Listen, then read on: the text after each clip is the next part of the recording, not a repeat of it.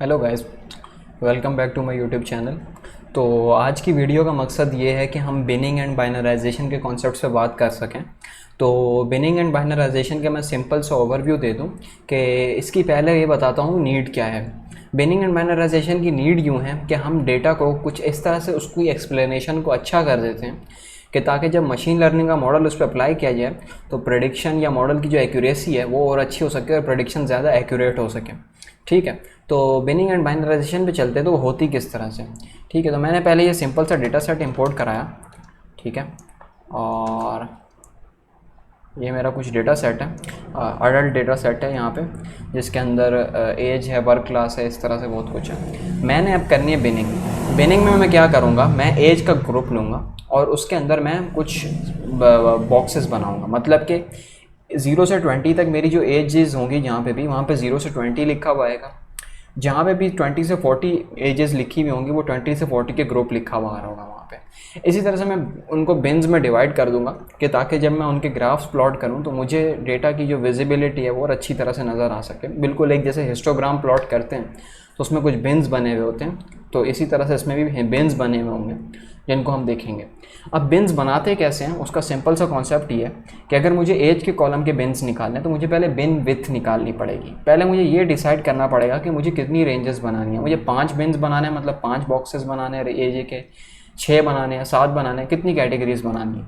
तो मैं minimum age लूँगा। ठीक है, एक सेकेंड, मैं मिनिमम एज लूँगा और मैक्सिमम एज लूँगा। मैक्सिमम को मिनिमम से माइनस करूँगा और डिवाइड कर दूँगा नंबर ऑफ़ बिन्स से, तो मेरे पास बिन विथ निकल आएगी।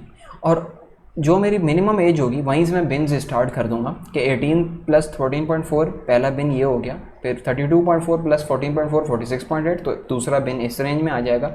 इस तरह से मेरे बिन्स बन जाएंगे। उसके बाद मैं क्या कर रहा हूँ कि मैं अपने डेटा सेट को एक और डेटा सेट में कॉपी कर रहा हूँ। अब मैं बिन्स बना देता हूँ कि 0 से 20 की एक रेंज बनेगी, फिर 20 से 40 की, 40 से 60, 60 से 80 और 80 से मैं 100 या इन्फिनिटी लिख सकता हूँ। लेकिन एज किसी की भी इन्फिनिटी हो नहीं सकती या कोई बड़ी एज हो नहीं सकती, तो मैंने 100 तक लिख दिया। मैंने बोला इतना भी बहुत है, तो मैं लेबल्स बना दूंगा हर उसके हिसाब से। 0 से 20 का लेबल बन गया। अच्छा, एक बात याद रखिएगा कि जितने बिन्स होते हैं उससे एक कम लेबल होता है। जैसे कि यहाँ पे 6 बिन्स हैं तो 5 लेबल हैं।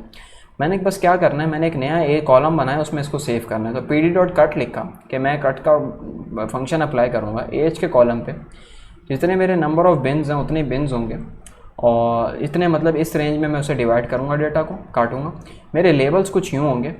ठीक है, तो बस मैं इसको रन करता हूँ और जब मैं इसको प्लांट करूँगा तो देखें यहाँ पे मेरा जो एज है 39 वो 20 से 40 के ग्रुप में आ रहा है। जो मेरा 50 है वो 40 से 60 के ग्रुप में आ रहा है। इस तरह से मेरा डेटा क्रिएट हो गया। अब मैं यही जो है वो अपने गेन के कॉलम पे अप्लाई करूँगा। गेन मेरा 0 से 5000 तक नो गेन है, 5000 से 15000 लो गेन है, फिर आप 15 से 50000 मॉडरेट गेन है और उससे आगे हाई गेन है। तो इस पर मैं अप्लाई करता हूँ। तो बस सिंपल है, मैंने जब इस पर अप्लाई किया तो देखें ज़्यादातर जो मेरा डेटा था ना इसके अंदर ज़्यादातर जो कैपिटल गेन का कॉलम था उसके अंदर हर जगह पे ही 0 लिखा हुआ था। तो वो हमेशा नो गेन ही की कैटेगरी में चला गया डेटा। तो इस तरह से हम डेटा की बिनिंग करते हैं। अब आ जाते हैं बाइनराइजेशन पे। ठीक है, तो बाइनराइजेशन में क्या होता है कि हम डेटा को लेते हैं। ठीक है, और जैसे ये मेरा इनकम का कॉलम है, मुझे इस पर बाइनराइजेशन करनी है। ठीक है, अब मैं क्या करता हूँ कि मेरा जो इनकम का कॉलम है इसके अंदर जो मैं 2 कैटेगरीज बना दूंगा बाइनरी, मतलब 0 या तो 1। तो मतलब अगर मेरी इनकम 50,000 से ऊपर है तो 1 लिख दूंगा मैं उस जगह पे, और अगर मेरी इनकम 50,000 से कम है तो मैं 0 लिख दूंगा उस जगह पे।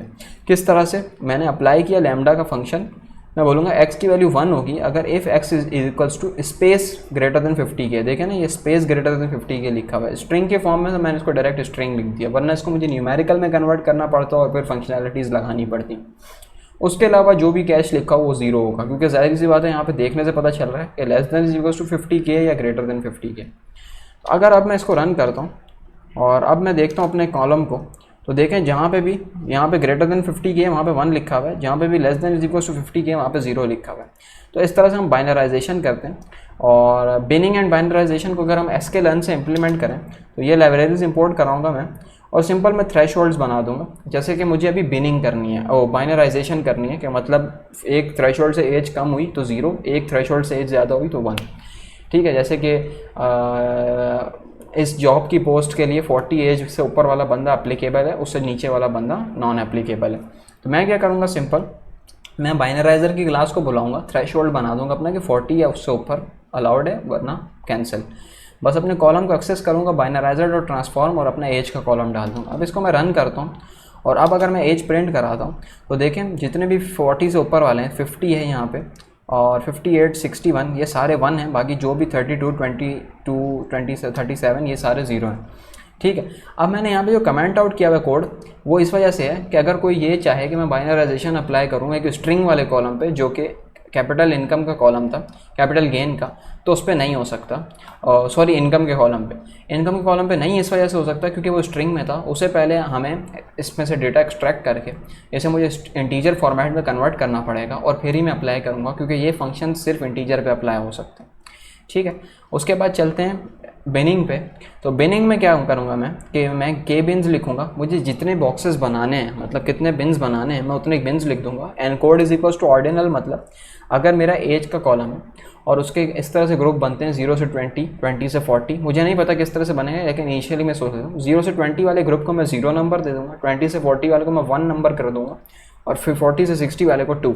इसी तरह से मैंने 5 बिन्स बनाए, मैंने एज के कॉलम पे और कैपिटल गेन पे दोनों पे अप्लाई कर दिया।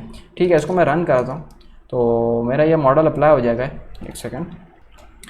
अब अगर मैं इसको प्रिंट कराता हूँ किस तरह से डेटा दिखता है, तो देखें एज का जो कॉलम है वो 39 वाले को उसने 1 वाले ग्रुप में लिखा हुआ, मतलब शायद कुछ 20 से 8 से 40 का ग्रुप बना होगा, क्योंकि यहाँ पे देखें 28 वाले को उसने 0 नंबर किया हुआ है, मतलब 18 से शायद मेरी मिनिमम एज होगी इस ग्रुप में, और 18 से 28 तक शायद इसने अप्लाई किया हो।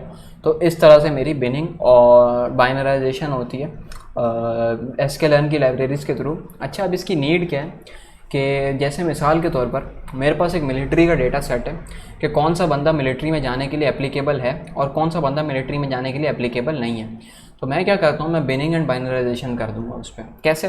जैसे एज का ग्रुप है तो मिलिट्री में जाने के लिए 18 से लेकर 25 तक की लिमिट होती है, तो इसकी कोई ना कोई वजह होगी। ठीक है, अब उस डेटा सेट में सारी एजेस लिखी होंगी, तो मैं क्या करूँगा, एक प्रॉपर उस डेटा की क्लासिफिकेशन के लिए मैं बता दूंगा कि मुझे सिर्फ उस डेटा पे स्टडी करनी जो 18 से 25 है, क्योंकि उसके अलावा जितना भी डेटा फालतू है उसमें अगर स्किल्स भी दिए हों उस बंदे के, उसकी एज दी हुई हो ना, उसकी एज अगर इससे कम है तो फालतू है। मैं मशीन लर्निंग के मॉडल पे उस पर अप्लाई ही क्यों करूं जब उसकी रेंज ही उससे मैच नहीं कर रही। मिसाल दे रहा हूँ मैं एक सिंपल, कैसे मिलिट्री के अंदर 25 से ऊपर वाला ज़्यादा एज की वजह से नहीं जा सकता, और सही बात है क्योंकि उसके अंदर थोड़ी स्ट्रेंथ कम हो जाती है और बंदा बहुत ज़्यादा एज गैप भी आ जाता है ट्रेनिंग के दौरान। अगर एक 18 साल का बच्चा हो और एक बंदा 32 साल का हो तो बहुत बड़ा गैप आ जाता है। इसी तरह से एक 18 से कम का बच्चा भी नहीं जा सकता क्योंकि उसमें इतनी स्ट्रेंथ नहीं होती। तो ये कुछ फीचर्स होते हैं जिनकी वजह से 18 से 25 बेस्ट रेंज होती है जिसमें बंदा मिलिट्री में जा सकता है। तो इसी वजह से हम क्या करेंगे कि डेटा सेट में हम बिनिंग कर देंगे कि 0 से 18 का ग्रुप बना देंगे, एक 18 से 25 का और 25 से अबव। यूनिफॉर्म भी होती है बिनिंग के, मतलब जो ग्रुपिंग है वो प्रॉपर होनी चाहिए, मतलब जितनी मैं गैप दे रहा हूँ उतना होना चाहिए। या तो मैं अपनी तरफ से भी कर सकता हूँ बिनिंग, यूनिफॉर्म ना करूँ, मैं अपनी तरफ से रेंजेस डिफाइन करके बिनिंग कर सकता हूँ, जैसे मैंने अभी एग्जांपल दी। तो इस तरह से हम क्या करते हैं कि हम फिर जब भी मशीन लर्निंग अप्लाई करेंगे तो हम पहले ही चेक कर लेंगे कि कौन सा बंदा इस एज के ग्रुप में लाइक कर रहा है। जो बंदा उस एज के ग्रुप में लाइक कर रहा है हम सिर्फ उसी पर ट्रेनिंग करेंगे, क्योंकि हमें दूसरे के डेटा से कोई फ़ायदा ही नहीं है, क्योंकि उसकी एज ही नहीं है उतनी, वो उस एज पे उस पर नहीं आ रहा।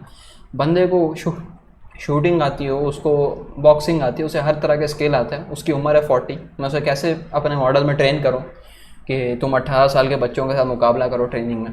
तो इस तरह से मैं मजाक कर रहा हूँ, लेकिन 40 अगर एक बंदा हो 40 की एज का और उसके इतने स्किल्स हों, उसको 18 वाले जेंडर ग्रुप के साथ मॉडल के अंदर ट्रेन किया जाए तो मसला होगा, क्योंकि 18 ईयर्स के बंदे से हम जो एक्सपेक्ट करते हैं वो हम 40 वाले से नहीं कर सकते, और जो हम 40 वाले से करते हैं वो हम 18 वाले से नहीं कर सकते। हो सकता है 18 वाला बॉक्सिंग सीख ले, क्या पता 40 वाले का कुछ और चीज़ हो। Age is also an experience, तो उसके पास एक्सपीरियंस ज़्यादा है। तो इस तरह से बहुत सारी चीज़ें होती हैं जिनको हमें देखना पड़ता है। तो इस वजह से हम लोग बिनिंग एंड बाइनराइजेशन करते हैं। आई होप कि आपको ये बात समझ आई होगी। So please like to my channel and please subscribe, so it will give me motivation to continue forward. ठीक है, थैंक यू।